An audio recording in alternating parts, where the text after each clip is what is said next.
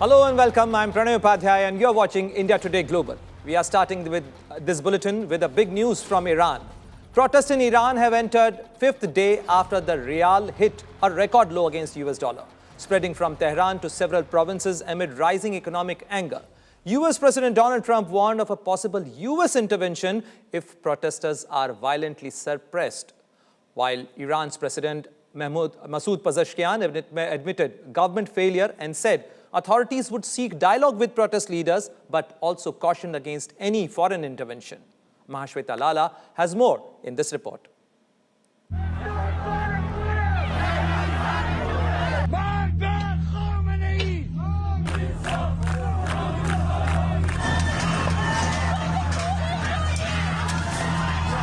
As protests in Iran entered the fifth day following the country's currency rial hitting record low, US President Donald Trump warned that the US would intervene if Iranian authorities violently kills peaceful protesters. Trump in his Truth Social posted, and I quote, "If Iran shoots and violently kills peaceful protesters, which is their custom, the United States of America will come to their rescue. We are locked and loaded and ready to go. Thank you for your attention to this matter," unquote.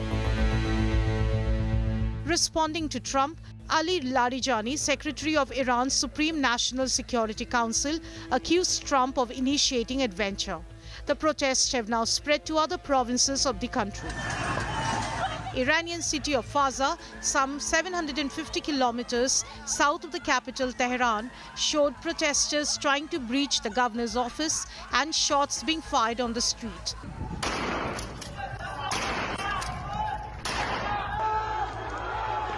In the western city of Hamadan, clashes broke out. Another video showed an overturned car and several fires as protesters chanted outside a police station.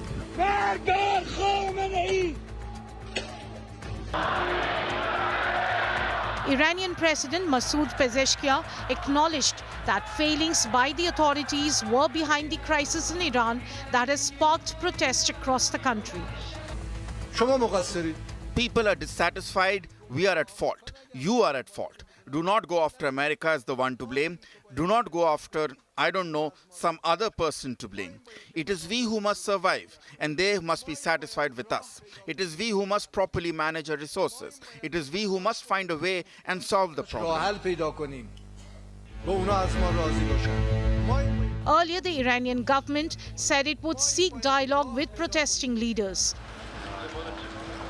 The protest started by shopkeepers in Tehran over economic hardships has also spread to universities. Iran's rial currency has lost nearly half its value against the dollar in 2025, with inflation reaching 42.5% in December. This is the biggest protest since the 2023 protest following the death of Iranian woman Mahsa Amini in the custody of morality police. Mahashweta Lala, Bureau Report, India Today. And moving on, let's focus on another volatile front, the front of Bangladesh, because the situation in Bangladesh is worrisome.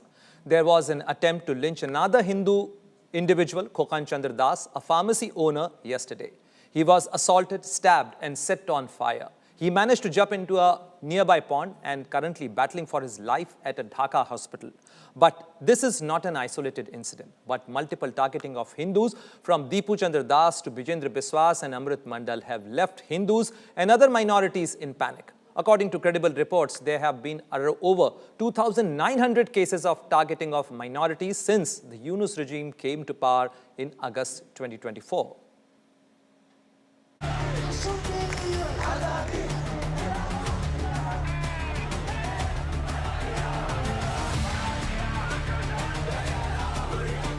These three faces tell a chilling story of fear, violence, and repeated targeting. In Bangladesh, Hindus are once again under attack. In the latest, 40-year-old Khokhan Chandra was stabbed, doused in petrol, and set on fire in an attempt to burn him alive. He jumped into a pond to save his life and is currently battling for his life in a hospital. Kehar ভাঙ্গা ওষুধের দোকান বিকাশের দোকান দোকান বন্ধ করে বাড়িতে আইছে বাড়িতে মনে করেন বাড়ির গাডায় পেট্রোল দিয়ে আগুন দিছে গায়ে সাইডে কূপ দিছে পেটের ইথি বাইরে গেছে মাথায় কূপ দিছে Khokhan is just the latest name added to a growing list of victims. Weeks ago, it was Deep Chandra Das who was beaten to death and burnt, hung from a tree. And days later, Amrit Mandal was also lynched. Since the political upheaval in Bangladesh, minorities say their safety has steadily eroded. And with elections approaching, the cycle of intimidation and violence appears to be intensifying.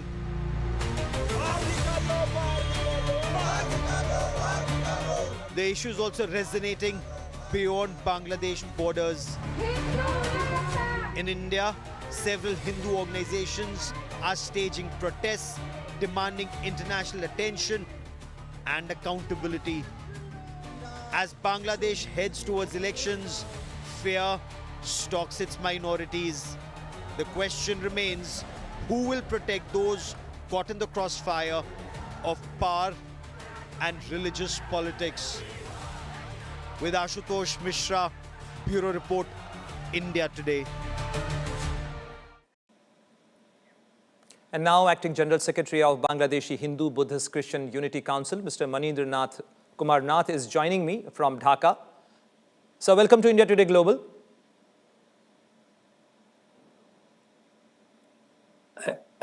I also, Yes. I can am hear me? From Bangladesh Hindu Buddhist Christian Unity Council. Yes. You know, Yes. Bangladesh Hindu Buddhist Christian Unity Council is a human Mr. rights Mr. Nath, my first activist question, organization. my first question to you, that could you I'm provide not an clear. overview of the I recent not wave hear of you. targeted attacks I'm not hear you. on Hindus in Bangladesh, and how many cases so far in last 1 month? And if you can tell us more about the affected regions, which are the most affected I regions? am not hear you. I see you, but I am not hear you. Okay, I saw the we'll videos. try and fix. We'll try and fix this, but it is not clear. yeah, please last go ahead. weeks, Please you go know, I also saw the videos recently in this month, month of December, several killings, several incident happened in Bangladesh. You know, Dipu Chandra Das, he brutally killed. Then he hanged on from the tree, and fire on. You also show the picture. Recently, Khokhan Chandra Das also, now he's now in life support in Baron unit, transferred to Dhaka Medical College. I think he also a serious condition. I meet with his family. Now it is unbelievable incident happening in Bangladesh.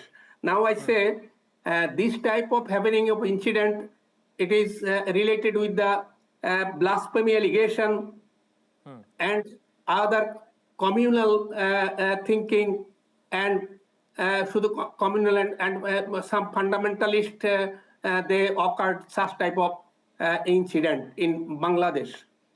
You know, we are trying. You know, 1 year and a half in the under that interim Mr. government. Nath, if you can hear me, yeah, if you are able to hear me, how would you assess the Bangladeshi government's response regarding these attacks whenever you have taken up this issue with them? And any specific action do you believe that government should take on priority basis to protect a minority community? No specific action taken by the government. The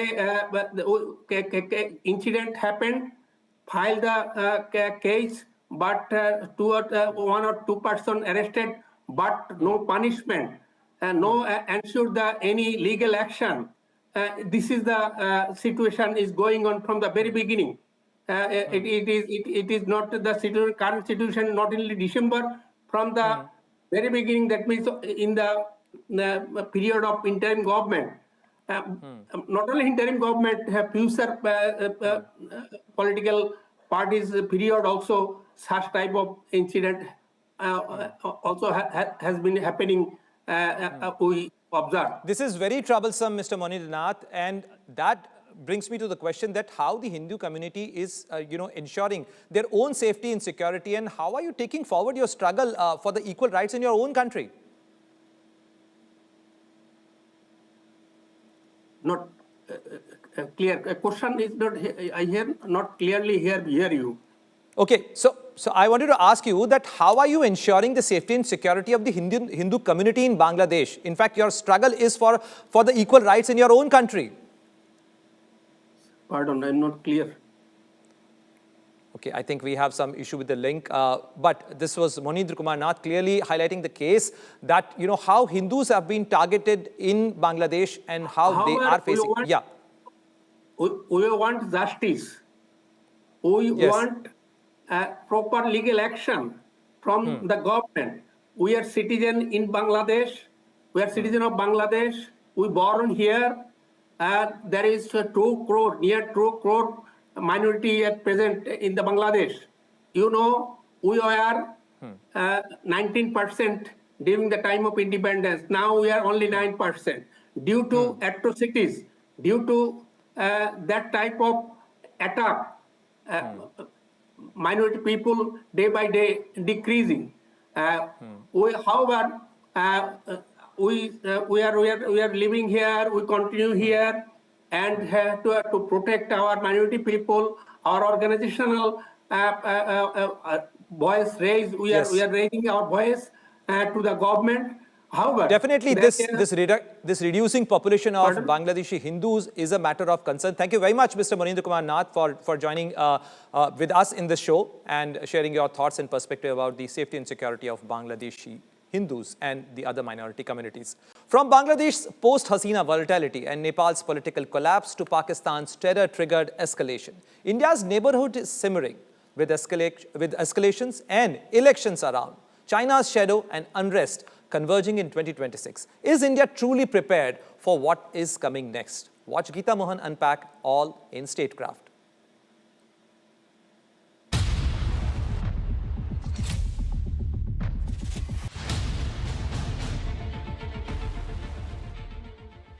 Over the last 2 years, India's neighborhood has not just simmered, it has boiled over. From Dhaka to Kathmandu to Pakistan's volatile frontier, 2024 and 2025 have turned South Asia into a belt of unrest where protests erupt without warning, governments fall overnight, and anti-India rhetoric becomes political currency. Sheikh Hasina's dramatic ouster in Bangladesh shattered a once stable flank. Nepal's streets exploded with Gen Z fury that toppled a sitting prime minister. And Pakistan lurched yet again into a terror-triggered military crisis that flirted with escalation before pulling back from the edge. Add Chinese footprints deepening across borders, radical narratives bleeding into the streets, and treaties hanging by threads, and India now finds itself ringed by uncertainty. With 2025 drawing to a close, and with elections, water treaties, ceasefires, and interim regimes converging in 2026, the question is no longer whether the neighborhood is unstable, but whether India is ready for what comes next in the year 2026. Hello and welcome. You're watching Statecraft with me, Geeta Mohan.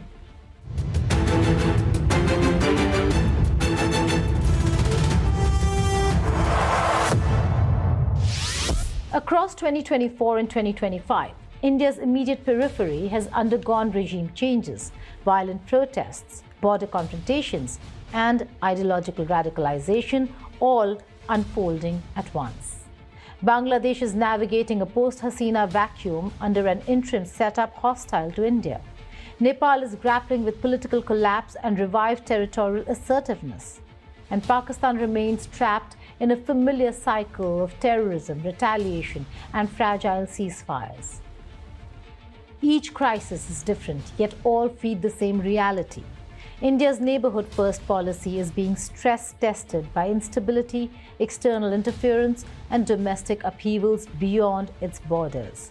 As 2026 approaches with elections, treaty deadlines, and unresolved conflicts looming, how does India brace itself for a neighbourhood that no longer pretends to be calm? Bangladesh is the epicenter of this regional churn, and its aftershocks are being felt most acutely in New Delhi. The August 2024 ouster of Sheikh Hasina did not merely remove a long-standing partner of India, it dismantled an entire framework of predictability. In her place emerged an interim government under Muhammad Yunus, overseeing a political environment that has grown openly hostile to India. Banning of the Awami League from the February 2026 elections, the rise of the anti-minority sentiments, and re-emergence of radical political outfit Jamaat-e-Islami have combined to turn Bangladesh into India's most complex strategic challenge since 1971. This is not just political instability. It is a realignment of narratives, alliances, and street power that places India squarely in the crosshairs. Thousands of incidents were reported in the immediate aftermath of August 2024, including temple vandalism, home burnings, and targeted killings. Through late 2024 and into 2025, new waves of violence emerged, with lynchings, mob attacks, and intimidation becoming recurring headlines. December 2025 saw renewed clashes after the killing of Hindu businessman Geeta Chandra Das, prompting minority protests accusing the interim government of failure and complicity. For India, this is not a distant humanitarian concern. It is a combustible mix of refugee risk, border instability, and domestic political pressure that bleeds straight across a porous frontier. The strategic stakes are compounded by geopolitics. China's expanding infrastructure footprint in Bangladesh, including sensitive projects like the Lal Monir Hat airfield near the Siliguri corridor, adds a hard security dimension to the unrest. Pakistan's defense ties with Dhaka quietly growing. Trade worth $14 billion in projects like the India-Bangladesh Friendship Pipeline hang in the balance, while the renewal of the Ganga Water Treaty looms in December 2026 without formal talks underway. What was once a relationship anchored in history and cooperation is now hostage to street politics, external influence, and an interim regime struggling to assert control. Bangladesh is no longer just unstable, it is unpredictable. And unpredictability is the enemy of strategic planning. After a deadly fire in a Swiss bar that killed 47 and injured 115 people at the eve of New Year celebrations in the resort town of Crans, Montana, a video and a photo which, though not verified, has gone viral. The photograph and the video purportedly shows the moment when the fire began and the panic that followed. The cause of the blaze, which was initially reported as an explosion, remains unclear, but authorities said it appeared to be an accident rather than an attack. According to a Swiss prosecutor, the most likely scenario is a generalized blaze that caused an explosion. Italy and France said that some of their nationals are missing, while Australia said some of its nationals were injured. Investigators have begun the upheaval task of identifying the burned bodies, of which some cannot be identified because they are charred beyond recognition. Floral tributes were laid and candlelit during a vigil.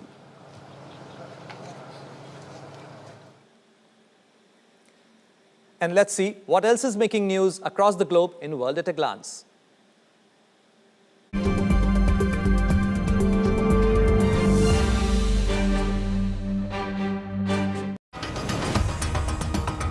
Venezuela is open to negotiating an agreement with the United States to combat drug trafficking, the South American country's President Nicolas Maduro said in a pre-taped interview aired.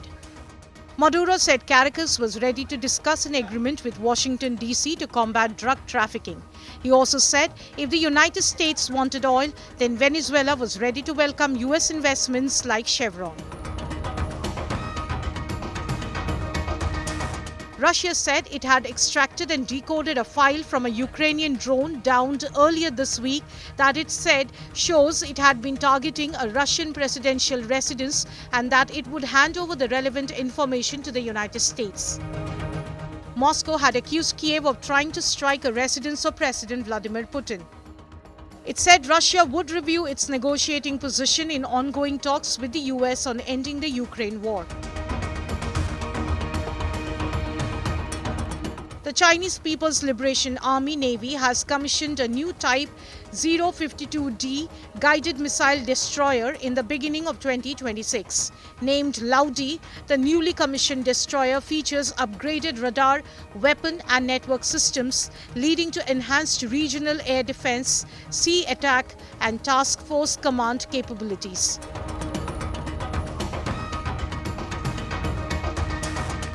Japan's Prime Minister Sanai Takaichi is among 60 female lawmakers petitioning for more women toilets in the parliament building to match their growing representation in the legislature. There is one female toilet with 2 cubicles near the plenary chamber, though the entire building itself has 9 female toilets with 22 cubicles. North Korea's state-run television released about an hour-long footage showing North Korean leader Kim Jong-un attending New Year celebrations in Pyongyang. Kim's daughter, Jo-ae, whom some analysts view as a front-runner to succeed him, accompanied Kim during the celebrations. The two were seen hugging and kissing children on their cheeks, sitting next to each other and holding hands. In a speech, Kim lauded the effort of the North Korean people, saying he and the people can feel proud that they boasted strength and dignity of North Korea in 2025. He also called for unity ahead of the key party congress expected to be held in early 2026 that will lay out the country's future direction.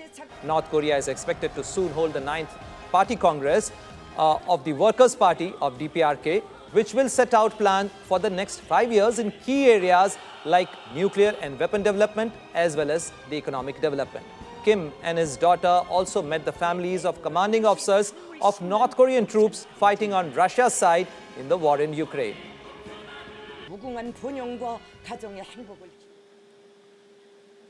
And that's all we have for you. But before we leave you with the visuals of New Year Day parade in Rome. That annual parade is Italy's largest showcase of marching bands, and the year included multiple US groups as well. The parade also included cheerleaders, dancers, historical reenactors, and folk musicians. So enjoy the visuals, good night, and a very happy New Year to all of you.